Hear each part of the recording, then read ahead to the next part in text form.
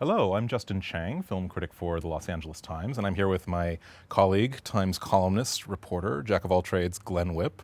Both of us spent the better part of Sunday at the annual Los Angeles Film Critics Association meeting when we were hammering out our awards choices for the best films and the best performances of the year. And I'm happy with A day well spent. a day well spent. Always, it's like Christmas every year in a way for if you're a film critic. And so I'm overall pretty happy with the lineup. I mean, I was very pleased to see Call Me By Your Name win Best Picture, and I think, terrific performances acknowledged, like Timothée Chalamet in that film, Sally Hawkins Best Actress for The Shape of Water. But yeah, as always, it's interesting. You see this great list of winners, and yet it doesn't seem, it's not entirely representative of all the different films that are flying back and forth in that room. Right, right.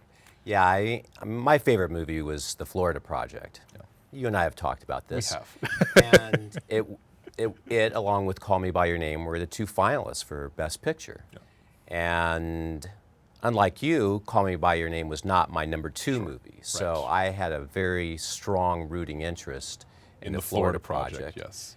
We'd already given Call Me By Your Name a couple of awards. So I was hoping that some critics in the room, perhaps Yours truly. including yourself, would have said, well, let's spread the wealth.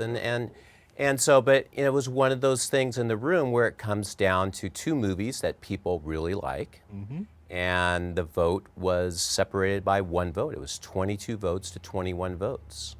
And I was driving home, and I was thinking, it's still kind of bitter about it.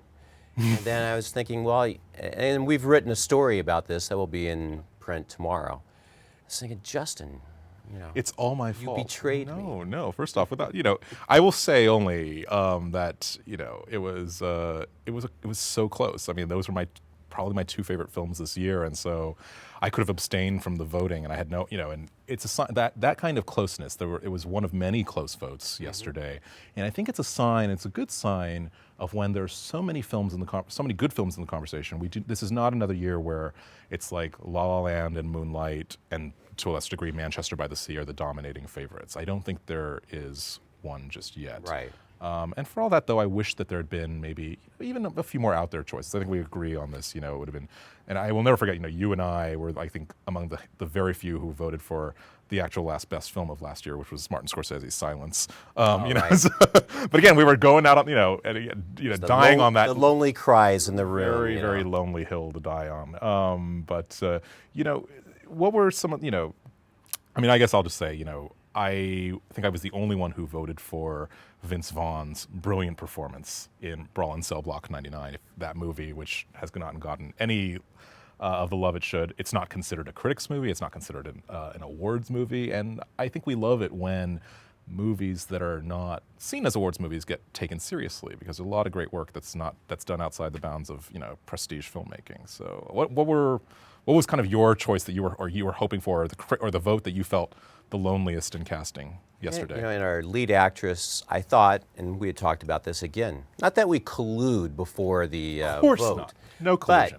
But I expected a lot of names coming forward in lead actress, and it ended up being Saoirse Ronan, Frances McDormand for Three Billboards, Saoirse Ronan for Lady Bird, and Sally Hawkins, who won for The Shape of Water. Mm-hmm. I expected several more names, including Daniela Vega for A Fantastic Woman, the remarkable transgender actress. She's in this, fantastic, so to speak. And I was very pleased that Cynthia Nixon in A Quiet Passion, my Nixon, favorite, did as well as she did. I think she came in like fourth place or something. Right. So, yeah. We had talked about Kristen Stewart, marvelous in Amazing Personal performance. Shopper.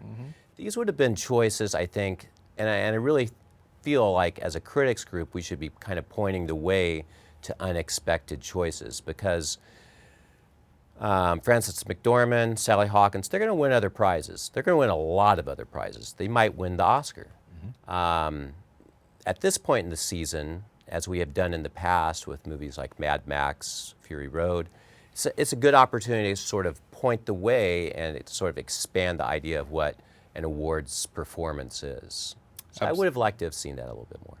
I would have liked to see that too, but you know, it's a long season. There's a lot of prizes still to come, and we've had our say, and other bodies in the industry will as well. So we will continue to follow awards season, and you can read more of our coverage at latimes.com.